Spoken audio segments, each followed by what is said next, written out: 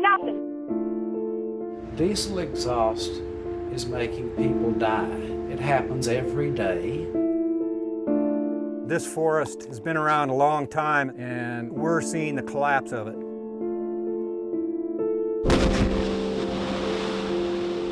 We have astronomical cancer rates. They call us Cancer Alley. And the deaths that people are dying from are directly attributable to coal. So to build more here is completely absurd.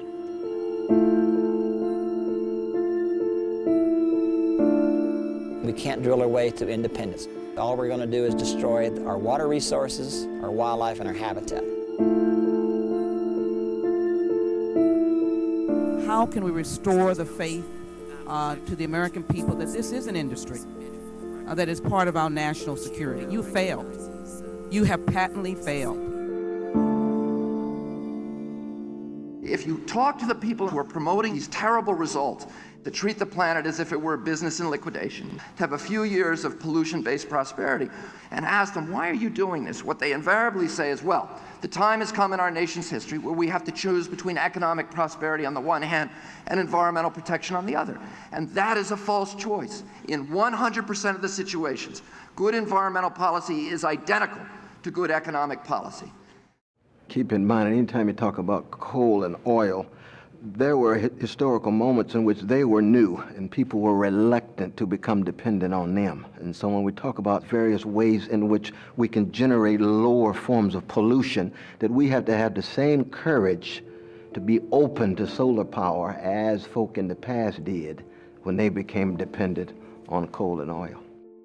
Imagine that you're living in a house that gets some of its electricity from its own solar panels, feeds some of that back into your own vehicle when it's plugged in at night, provides you with energy services, and maybe this is the most important single piece of it, at costs below those you're paying now. In addition to reducing carbon pollution, we will also have the very welcome dividend in the form of economic stimulus because we'll be reducing energy bills. That double dividend was never more needed by the U.S. and world economy than it is right now. What we have done is developed all of the technologies that we need to shift to a clean energy future. There's a demand for these products and we want more of them. And then as you increase the demand and more people enter that space, maybe we can make these things even more cost effective. And we're pretty confident that that's the direction that the country's going to move in. Now what we need to do is move the marketplace from the old dirty technologies that we have to the clean, safer, abundant technologies and fuel sources that are in our hands, but we're not using as effectively as we need to.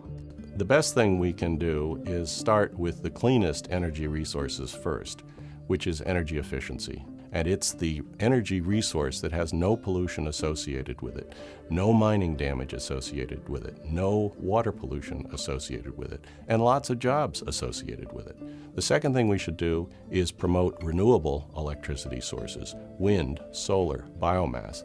Then we can make electricity cleanly from coal if we capture not only the conventional pollution, but also the carbon dioxide pollution. Then, smart growth policies, the way our cities are built. If we do all those things, we can cut global warming pollution by the 80% levels that we need in order to protect the climate. Energy efficiency is something we can do immediately without having to wait for a technology to be invented. It's also one of the few things that everyone can do right now, which is really empowering. We no longer are at a place where we can continue to have utility companies telling us to use more and pay more and justify an increase in power plants throughout the country. There was a time when people thought about energy efficiency and conservation as sacrifice, doing without, dark homes, shuttered economies. That is emphatically not what we're talking about. We're talking about getting dramatically more work out of less energy with better technology. We're talking about better lighting sources with dramatically less electricity use, a 6-watt desk lamp that outperforms a 100-watt desk lamp. We could save $1.2 trillion on our national energy bill if we invested in all cost-effective energy efficiency, and that would deliver 900,000 new jobs into the economy by 2020. A green job is anything in the green economy, whether it be insulating a house or installing a windmill or installing controls that allow the building to run more precisely or manufacturing any of those items. A green job is also running the mass transit system or the bus system. One of the old arguments is that, well, we can clean up the environment, but a bunch of people are going to be out of work. Well, that argument doesn't hold water anymore. Folks can get into these jobs and not have any experience working in any type of green industry or clean tech industry at all. And electric industry jobs don't go overseas because electricity can only be provided as far as the wires go. So we are an inherently domestic industry. Employees came over here from other plants and their skill sets transferred over. A lot of my skills as a machine operator from the mill, work the same way here. I went down to fill out an application. Within 2 weeks later, I had a job and I started back to welding.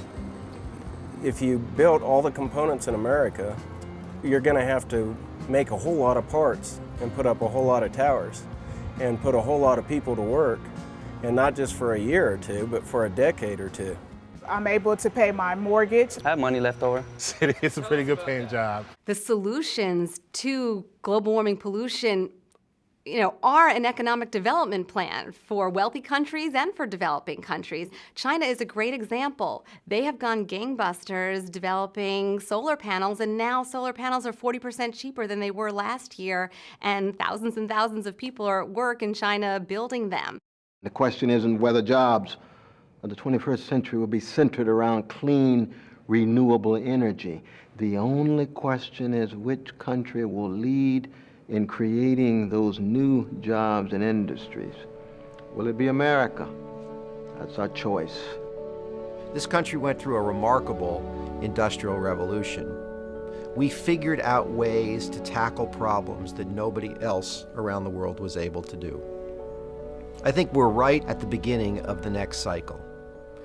We're at the beginning of what I would call perhaps a green industrial revolution.